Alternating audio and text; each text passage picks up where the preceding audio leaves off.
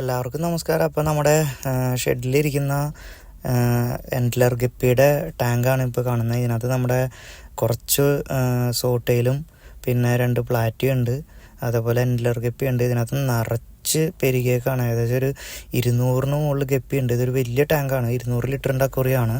ഏകദേശം 3 അടിയോളം നീളമുള്ള അക്വറിയാണ്. 3 അടിയല്ല, അതിലും കൂടുതലുണ്ട്. അപ്പോൾ അങ്ങനത്തെ അത്രയും വലിയ ടാങ്കായിട്ടാണ് നിങ്ങൾക്ക് നിറച്ചായിട്ട് കാണാൻ പറ്റാത്തത്, നിറയെ ഉണ്ട് പറ്റുക. അപ്പോൾ എന്തായാലും ഇതിൻ്റെ ടെമ്പറേച്ചർ കറക്റ്റായിട്ട് കൊടുത്തേക്കുന്ന കാരണവും പിന്നെ നമ്മൾ ഫീഡ് കറക്റ്റായിട്ട് റെഗുലറായിട്ട് 2 നേരം ഇവയ്ക്ക് ഫീഡ് കൊടുക്കുന്നുണ്ട്. നല്ല പ്രോട്ടീൻ റിച്ച് ആയിട്ടുള്ള ഫീഡാണ് കൊടുക്കുന്നത്. പിന്നെ കുഞ്ഞുങ്ങൾക്ക് വലിയ കാര്യമായിട്ട് നമ്മൾ പ്രൊട്ടക്ഷനൊന്നും കൊടുക്കുന്നില്ല. അവർ കുഞ്ഞുങ്ങളെന്തായാലും തിന്നുന്നുണ്ട് കുറേയൊക്കെ, അല്ലാണ്ട് ഇത്രയും ഇതായിട്ട് നിൽക്കില്ല. കാരണം കുറേ മദർ ഗപ്പികളുണ്ട് ഇതിനകത്ത്. പിന്നെ ഗപ്പി ഗ്രാസൊക്കെ ഉണ്ട്. നമ്മുടെ ആപ്പിൾ സ്നെയിലും ഇതിനകത്ത് തന്നെയാണ് കിടക്കുന്നത്, അത് മുട്ടയിട്ടിട്ടുണ്ട്. അപ്പോൾ അതാണ് നമ്മുടെ ടാങ്ക്. ഇതിനകത്തേക്ക് നമ്മൾ കുറച്ച് അതിൽ നിന്ന് വരുന്ന കുറച്ച് ബ്ലാക്ക് എൻഡ്ലർ ഗപ്പീനെ നമ്മൾ ഇങ്ങോട്ട് പിടിച്ചിട്ടുണ്ട്. ബ്ലാക്ക് എൻഡ്ലർ എന്ന് പറഞ്ഞു കഴിഞ്ഞാൽ നല്ല കറുത്ത കളറിൽ എൻഡ്ലർ ടൈപ്പിൽ വരുന്ന ഗപ്പിയാണ്.